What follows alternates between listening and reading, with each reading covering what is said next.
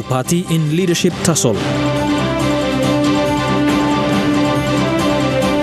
Unions call on police to remain impartial. And Justice Minister announces LLG elections will proceed. This is National MTV News with Meriba Tulo. A very good evening. Thank you for joining us. This is Tuesday's news. Over the years, the police force has allegedly been used to promote the political agenda of various politicians and political parties. This had resulted in severely compromising the vital roles and responsibilities of the force and other disciplinary units. The Papua New Guinea Trade Union Congress is calling on policemen and women to remain neutral and impartial in the lead-up to the looming vote of no confidence expected when Parliament resumes next week. The negative fallout of the barrage of politicization of the police force over the years has been very damaging to the force. Trade Union Congress General Secretary Clemens Kanau made a call this morning saying that this has always been the case for the force in the days leading up to votes of no confidence. We understand that in the eve and during the conference or the vote of no confidence, there will be a lot of movement, especially the discipline force members, our police personnel, our defense force personnel, and our friends also from, our servicemen also from the CIS, to remain neutral. We understand that in the past we have had many involvement of our discipline force personnel in moving politicians to camps to be able to form governments. Votes of no confidence are allowed for in the Constitution and are invoked to test the strength of the government and the country's democracy.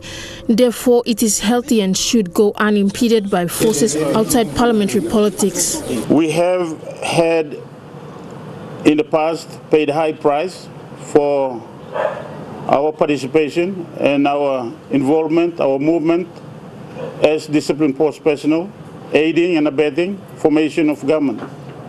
As discipline force personnel, we believe our roles and your roles are independent. You will continue to do your service to the nation while politicians come and go. Kanau adds that money has often been used to lure political support and calls on all police personnel to exercise loyalty to the police code and not fall for cheap money where the only winners will be politicians. So the Trade Union Congress in this conference calls on all of you, servicemen and women, in three discipline forces, to remain loyal, to remain vigilant, to uphold the democratic principles of this nation, and to continue to serve your constitution as seventh of this beautiful country of ours.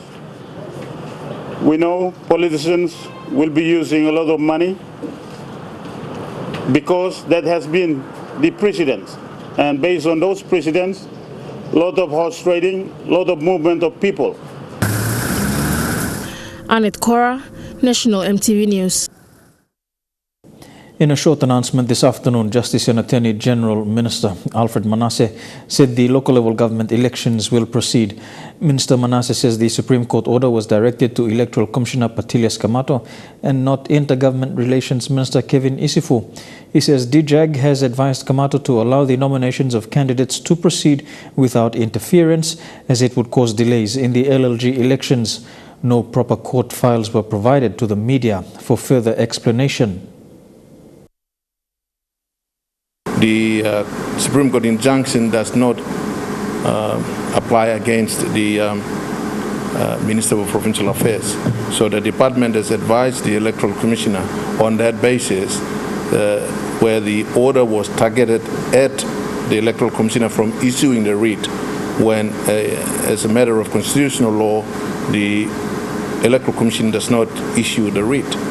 And so therefore the department has advised the Electoral Commissioner to ensure that the constitutional process is respected, and that he now proceeds on that basis to ensure all the returning officers accept nominations across the country. Bulolo MP Sam Basil has told a public gathering in Leh that all 15 Pangu Pati MPs will resign from Pangu and either join another party or establish their own. He was petitioned by a group in Leh seeking to clarify the party's stance. Basil said the Pangu team remain intact for now and announcements regarding the move will be made soon. This morning, truckloads of people gathered at the Eriku Oval to be addressed by Bulolo MP and Finance Minister Sam Basil. The gathering was organized to present a petition to the MP regarding Pangu Pati's current status. But you join an existing party.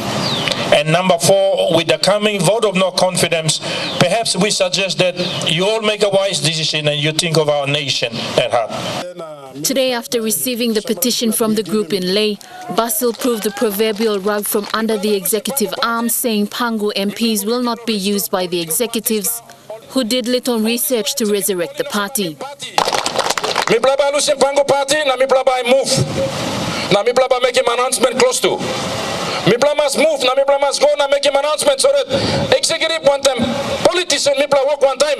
Mi plaba can deliver in policy, mi plaba time mi plaba step into the government or step into the opposition. This week, party executives went ahead and ejected Basil yet again. This now means a new party leader will have to be elected. As the vote of no confidence nears, the rift between Pangu members and its parliamentary wing has never been more obvious. The supposed election of Morabe governor as Pangu leader was later denied, adding to the confusion. Pangu MPs have remained officially silent since a string of resignations began. Basil says the issues faced by the PNC are in-house matters and will not affect their stance in supporting Prime Minister Peter O'Neill and the PNC-led government. We made up our mind to be in government, and as I've said already, we will continue to support PNC government as long as they have the number. We will continue to support them, and that was the remarks I made since we first moved in. So I don't see any difference in that. Lucy Kopana, National EMTV News, Leh. And Pangu Pati's General Secretary Maurice Tovebai has described Sam Basil's announcement of a mass party resignation as a desperate move to remain in control. The General Secretary was responding to statements made by the Finance Minister and Bulolo MP that all 15 MPs would resign before the end of the week and form a new party. It is understood Basil was removed as party leader, but today he spoke as the man who resurrected the ailing political force. If the resignations do happen, Pangu will be significantly weakened without a parliamentary wing. Mr. Tovebai has countered that possibility by saying that a 12-member Pangu Council has appointed Morabe Governor Ginsan Sanu as interim party leader using provisions within the party constitution. The announcement will be made on Thursday. Moving on, the public in East New Britain is keeping a close eye on political developments as the remaining days to an expected vote of no confidence unfolds. The public is calling on the national MPs to do the right thing if and when Parliament decides on the current Prime Minister's leadership. East New Britain has 4 members in government and 1 in opposition. 3 of them are state ministers. East New Britain has been relatively quiet since the 2017 national general elections.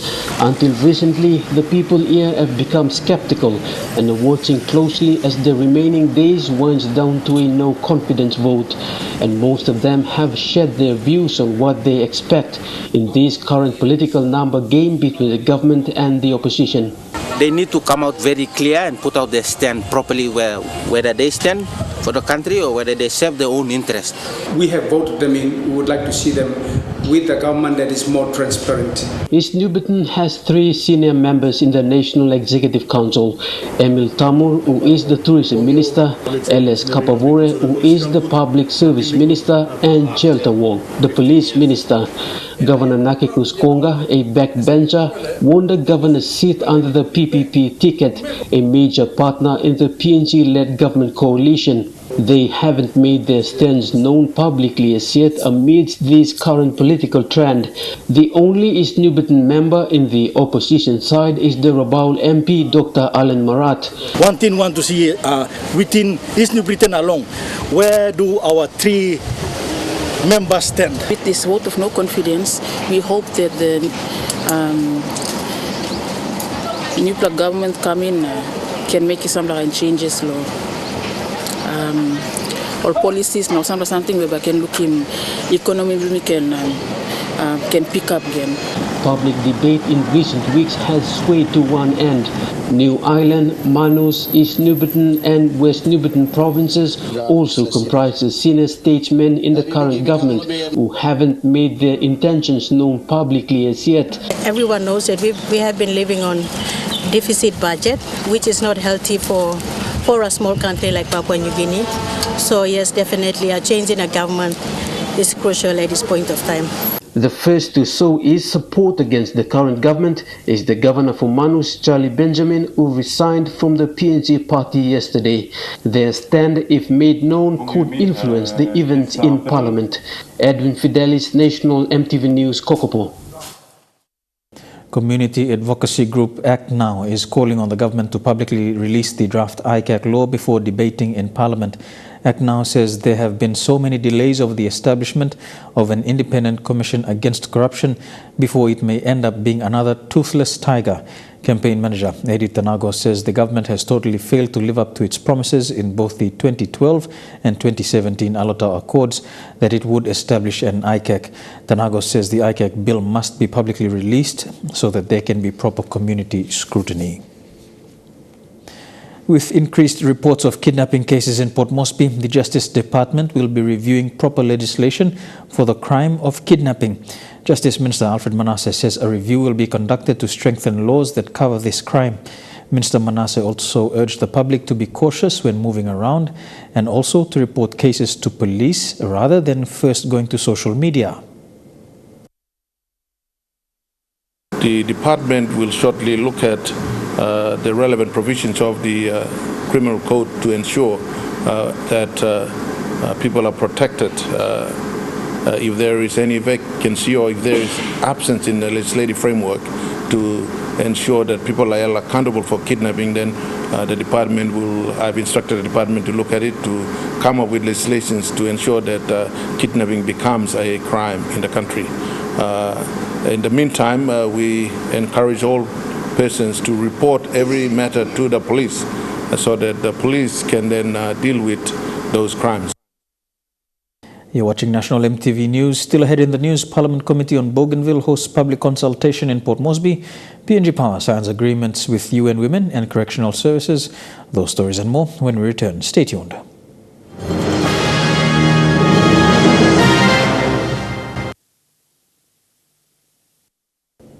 Welcome back to the news. The Parliamentary Bipartisan Committee on Bougainville Matters today conducted a public hearing in Port Moresby following similar hearings in Rabaul, Lae and Goroka. Among the agendas, updates on the progress by the Bougainville Referendum Commission, the body tasked to facilitate and deliver the referendum exercise on the island region later this year.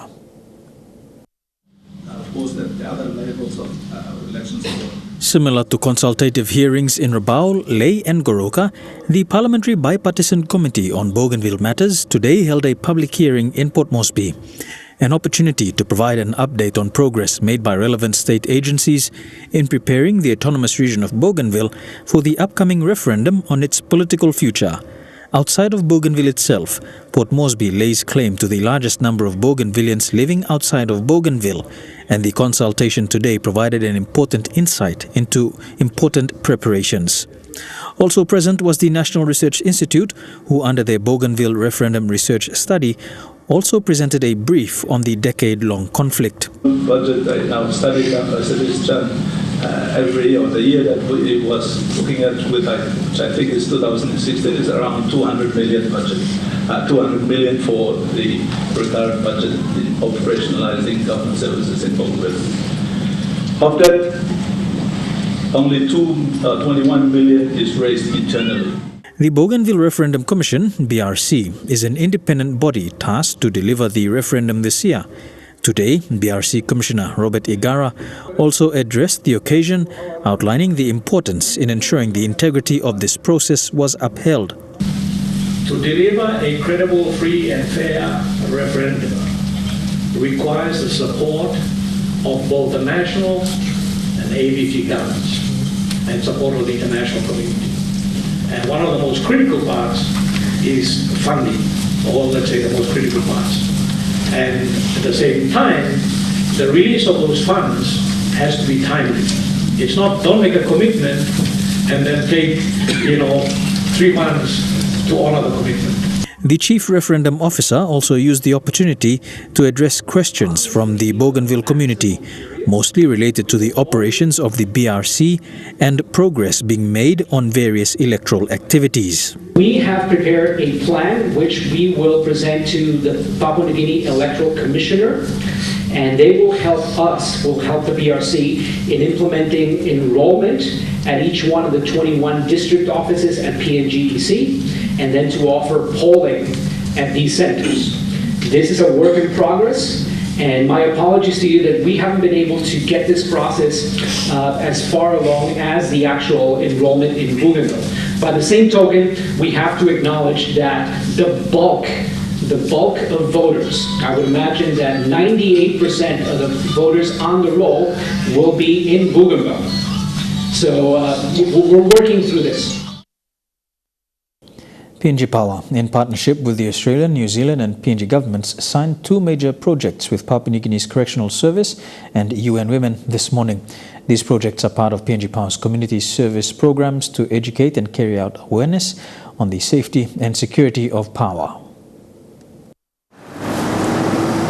PNG Power's main role is to supply power to people. With that role, they felt they were responsible for any accident or death that happen when people are not fully aware of the dangers of power. Earlier this year, Port Moresby was hit by strong wind and heavy rain that caused flooding in most parts of the city, destroying homes, power poles and roads. Lives were also lost, among which a little girl named Juliana from Chimbu who got electrocuted at their home at Kipo settlement in East Boroko. Juliana had lived there all her life. She was from Simbu, but she had lived only in Kipo settlement, and she came into contact with an illegal connection and died. And this impacted me a lot. I went to Kipo, and what I saw was that women there have a pretty tough life. For the most part, people in Kipo don't steal electricity. They, on the most part, don't have electricity. The settlement to suburb project that will be carried out by the UN Women will look at making sure electricity is properly connected in every settlement homes in Port Moresby, especially in Kipo. Ms. Blacklock mentioned that homes that have illegally connected power will be removed and proper legal and safe connections will be made. We're now in the formations of converting Kipo as the very first settlements to suburbs. So together with Governor, who can't be here this morning, he's overseas, and the member for Moresby South, which Kipo is on the border, will be the very first settlement that we provide full access to power. We won't go in there and join the people who have got the ability to pay the fee to PNG Power. We will join everybody. UN Women's main aim is to increase women's accessibility to power along roadside markets. United Nations Women Country Representative Susan Ferguson said they plan to put lights in places that are dark and also bring power lights into homes as well. But I'm really convinced through the work that we've done in Safe Cities that infrastructure development has a key part to play in changing behaviour. It's not just about what we think, it's about the opportunity to take action. And we know that more street lighting will immediately reduce the level of violence against women. We know that darkness breeds opportunity for violence.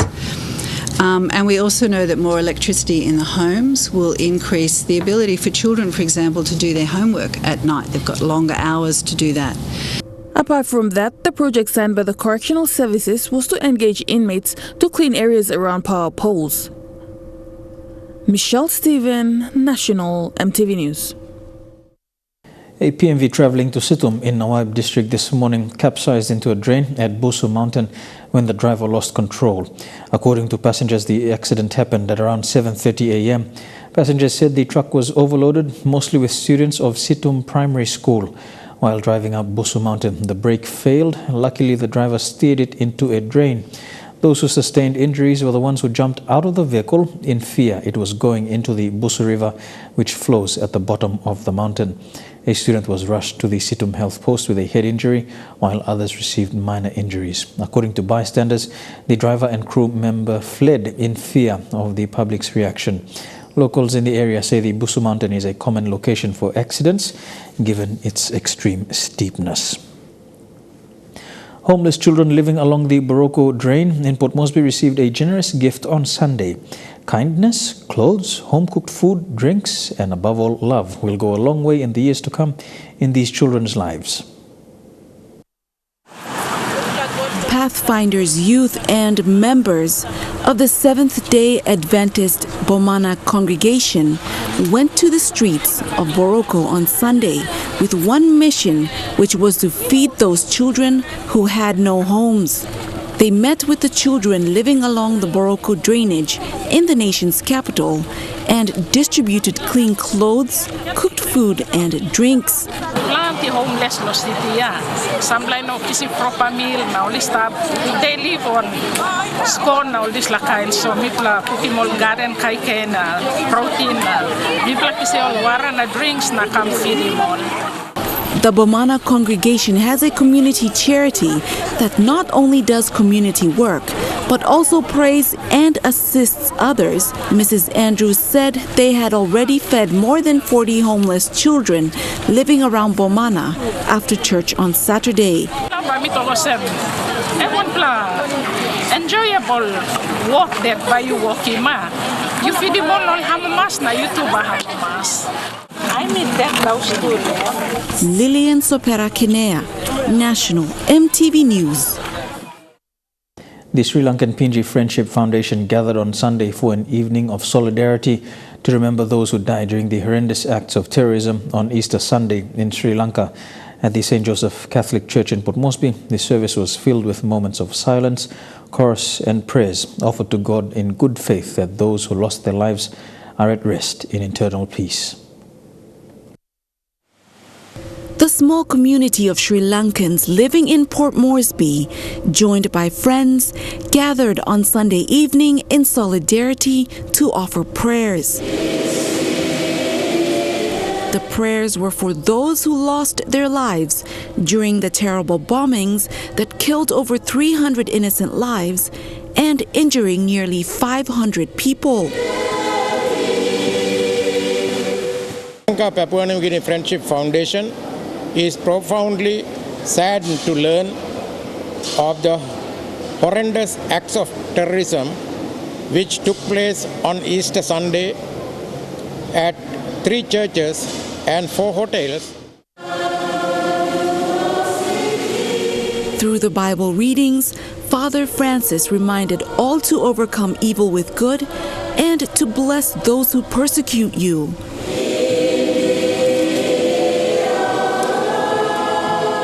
And so the prayers were offered up for victims of the terror attacks, the families left behind, and those who were responsible for the terrorism.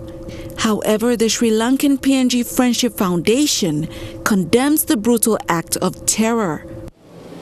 The foundation condemns this barbaric act and all forms of terrorism in the strongest form, and we stand firm with the government and fellow Sri Lankans at this tragic time. While in Sri Lanka, leader of the Catholic community, Archbishop of Colombo, His Eminence, Malcolm Cardinal Ranjith, condemned the Easter Sunday attacks as an insult to humanity. Conducting a special Holy Mass at the Archbishop's house on Sunday morning, the Cardinal made these remarks. It is a great tragedy that happened.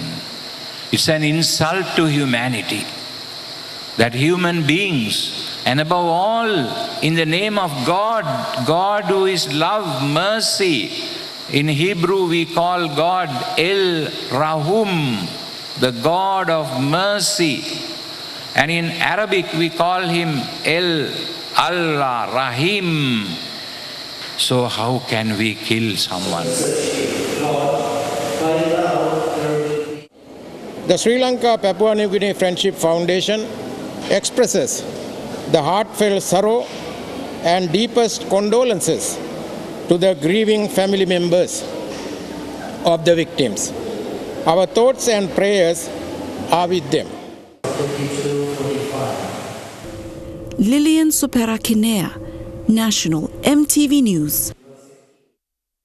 This is Tuesday's news. We'll take a look at stories making headlines overseas when we come back. Stay tuned.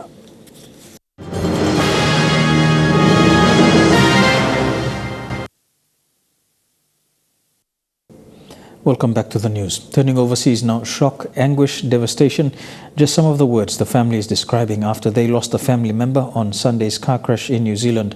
The grandmother of the young victim spoke at Waikato Hospital, with the sole survivor of the crash that left 8 people dead is still recovering.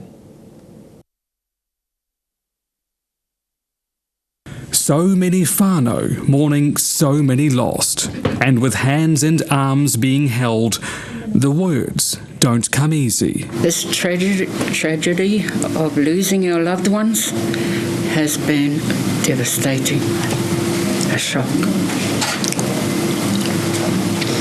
No words can fully describe the agony, the anguish of whānau, that our whānau are experiencing this time. A grandmother without 5 grandchildren and a mother without her eldest son. The grief is still raw. Our whānau were on their way home. They never made it. Tokoroa couple Dave Portawa and Margaret Luke died with 5 of their 7 children.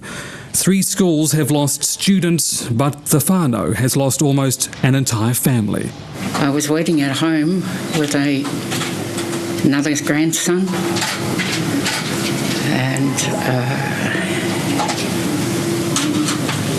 and the sole survivor is our 9-year-old grandson, who is recovering quite well.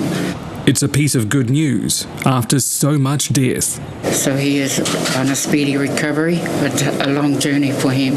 She says it's a long journey now for the whole family, one which is standing ready to support her and the surviving children.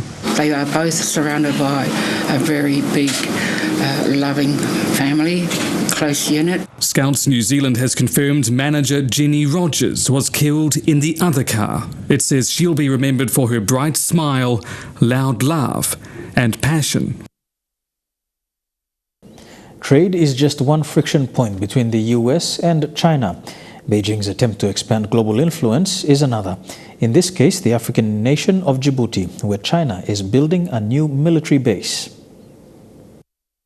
We're on the Horn of Africa, but all the new construction in Djibouti is mostly Chinese.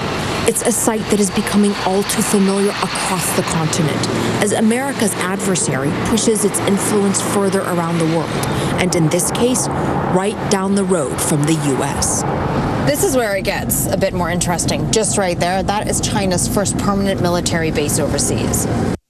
China's military, the People's Liberation Army, is flexing its muscle, just a 15-minute drive from the U.S. naval base Camp Lemonnier. The two superpowers are now occupying the same crucial piece of Red Sea real estate, placing Beijing right at the doorstep of U.S. military's intelligence gathering and counterterrorism operations. When you first heard about the Chinese military presence and their desire to build a base here in Djibouti, what was your initial reaction? So the fact that they put their first military base out here makes good sense. However, some of the incidents and some of their behaviors here in Dorale has proven to be challenging, not constructive. Behaviors, the U.S. military says, that include the Chinese pointing military-grade lasers at U.S. aircraft, something the Chinese deny. But U.S. concerns move well beyond isolated incidents. In a few short years, China's military has pushed past its borders, building islands thought to be like unsinkable aircraft carriers in the South China Sea, and quietly stationing its troops around the globe. But it's how China invests, says the U.S., using debt to create financial chokeholds that is now the focus of the Trump administration. Seeing the investment, the level of investment, the level of influence that China has been able to achieve, there's been raising awareness of the predatory lending practices that are in place, the debt burdens that can undermine sovereignty. It's just one striking example of the great power competition playing out between the U.S. and China, which, according to one U.S. official, America is losing. Here in Djibouti, nearly 80% of the country's debt is owned by China. Camp Lemonnier does not have direct access to the water, which is why this, Djibouti's main container port, is such a vital lifeline for the Americans. But the U.S. does have some concerns. Given how much of Djibouti's debt China controls, could China try to maneuver that into control over Djibouti's ports? It's happened before on another continent. In late 2017, the Sri Lankan government surrendered a major port to China after failing to pay back its loans. Djiboutian authorities bristle at that notion, aware of the risk of literally banking on China. We don't want to depend on only one side or for one continent or for one country. Yeah, the Americans and the Europeans are a bit behind the ball. Yeah, I believe so. Cutlass Express 2019. At an annual U.S. naval exercise, where the Chinese were America's invited guests for the opening ceremony, the Chinese military declined to be interviewed. But China has long maintained its investments come with no strings attached. And the investments continue to come. China has tripled its loans to Africa since 2012. To counter China's financial dominance, America is trying to push itself as the military partner of choice. But if the current trends are anything to go by, it may not be enough. There's a new and chilling threat to the West, believed to be from the world's most wanted man. The leader of ISIS appeared on video declaring Islamic State 5 years ago. Today, a man resembling the leader was seen warning jihadists are far from finished. If it is proven this is Baghdadi, the terrorist fugitive appears grayer now. The ISIS territory he once claimed, gone. But he seems as defiant and threatening as ever, warning that the fight against the West is not over. It was 5 years ago when Baghdadi was last seen in a Mosul mosque, calling on Muslims worldwide to join his bloody cause. In this latest 18-minute video released by ISIS today, from which these images are taken, the man identified as Baghdadi praises the Sri Lankan attackers, suicide bombers who left at least 250 people dead last week, claiming it was payback for Baghouz, the last ISIS territory to fall to American-backed forces in Syria the month before. Part of the world's biggest lump of ice is melting 10 times faster than the rest, according to new research. The study has discovered the waters beneath the Antarctic is to blame.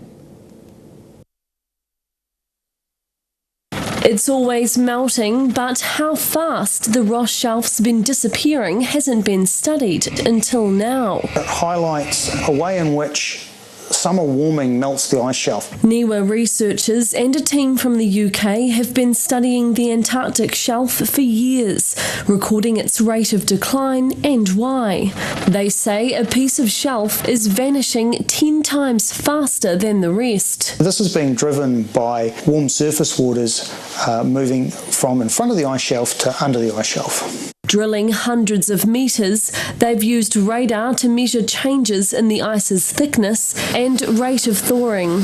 Christina Halb, an Otago University researcher, led another 2018 expedition on Ross Shelf. We've been using a hot water drilling system that was built at Victoria University to melt our way through the ice shelf. We make a hole that's about 30 centimetres in diameter. It goes through about 350 metres of ice to get to the ocean underneath. So it's like we're poking a little pin in the ice shelf to see what's underneath. It's found we're close to triggering irreversible change in Earth's polar ice sheets.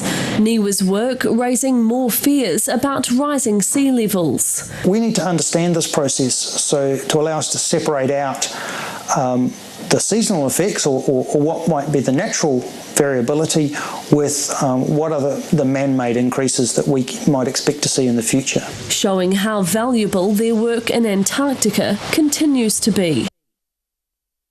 You're with National EMTV News. Trukai Sports is up next. We'll be back with the details. Stay tuned.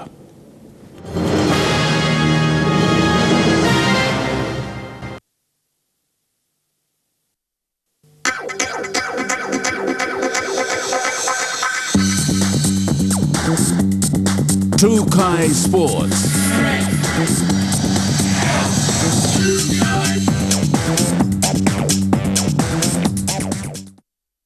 Welcome to Trukai Sports. We begin with weightlifting, and PNG weightlifters Dikatoa and Moria Barrow won gold at the Arafura Games in Darwin, Australia.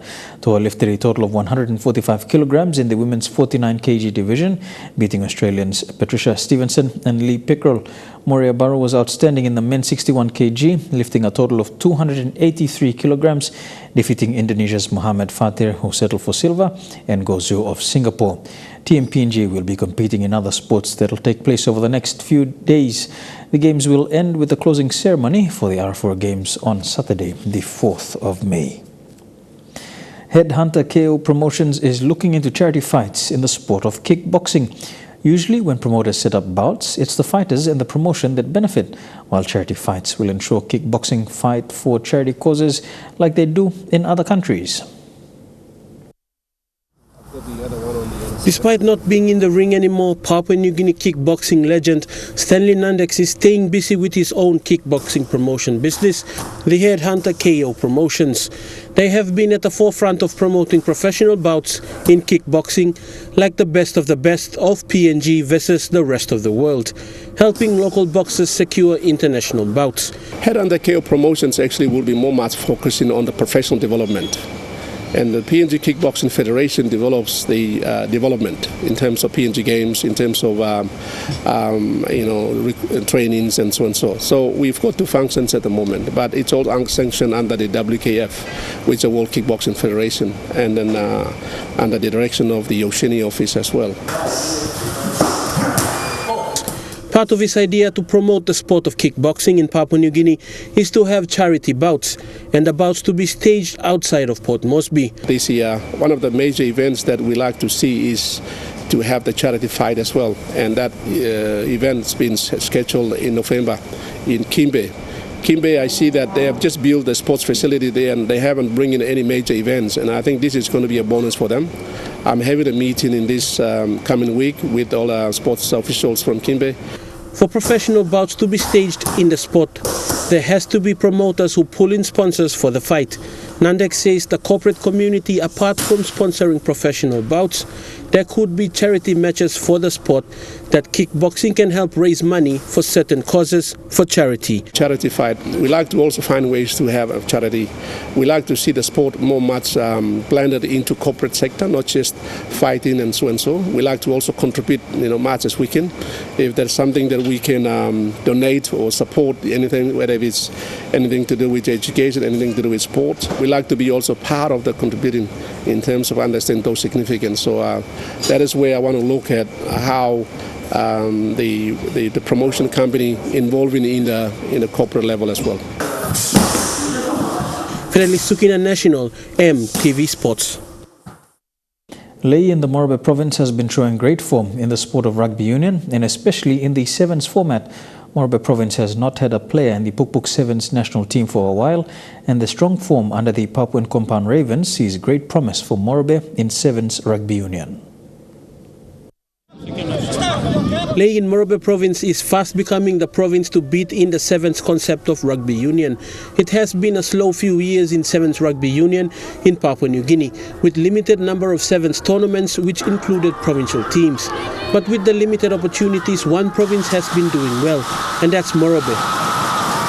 The Papuan Compound Ravens is one Morobe team that is proving that their talent is still potent. They won the Medang Lighthouse Sevens tournament in 2018, and the recent sports talk is the Sevens in Port Moresby. One of Papua New Guinea's greatest sevens player, a household name in rugby union, Paul Joseph, sees Morobe going back to their glory days. They're the champions of the last two tournaments. They were years ago, Kimbe Rebels were up there. Now they've taken over, and when I started playing, they were the champion. They were the kings of sevens, and they're coming back. Former Morobe Hammerheads and the only former Puk in the Ravens team, Max Valley, is confident his players can make the national team. Improve. PNG rugby ba scouting mall to make him final team though sevens Puk. In recent years, Morobe has been missing out on the Puk Sevens team, and their recent wins and performance cannot be overlooked. If they can continue and play, they deserve to be up there. There's no two ways about it. If they have the players and they've shown it, they should be. It's really up to our selectors, or really up to PNG Rugby to look at the talent that we have and make use of them. If we leave them, then we got the other coach looking at them. So it's really up to PNG PNG Rugby Union. Freli Sukina National, EMTV Sports. Don't go anywhere. Trukai Sports will continue with more after these messages.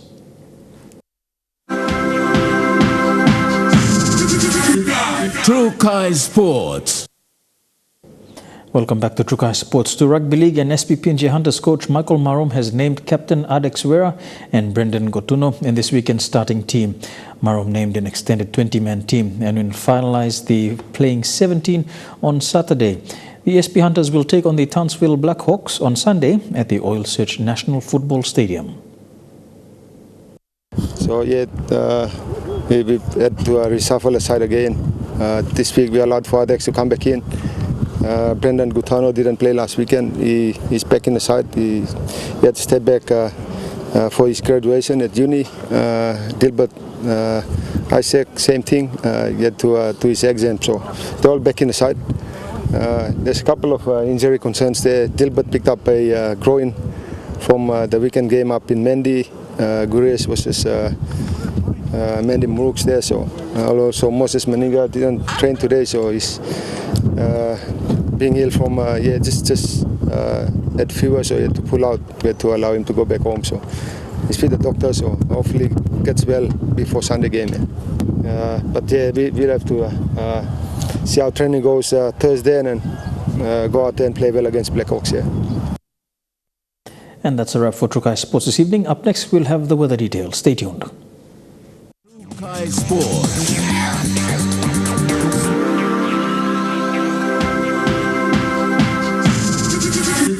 Trukai Sports. This weather update is proudly brought to you by Money Plus. With you always.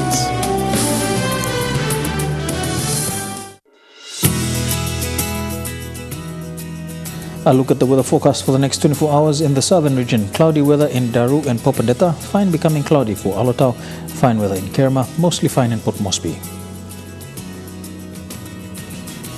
To the Momase region, cloudy weather in Lae, Wau, Madang, Vivek and Vanimo with a top of 32 degrees. To the New Guinea Islands region, cloudy weather in Loranga with a top of 31 degrees. Showers and thunderstorms expected in Kavieng, Kokopo and Rabaul. Showers and cloudy weather in Kimbe and Buka with a top of 31.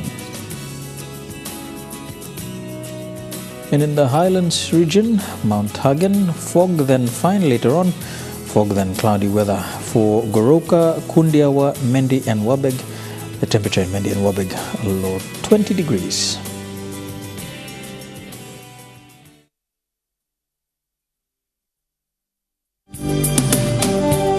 The weather update was proudly brought to you by Money Plus. With you always. And that's how it is in news, sport and weather for today, Tuesday the 30th of April 2019. On behalf of the entire EMTV News team, pleasant viewing. Good night.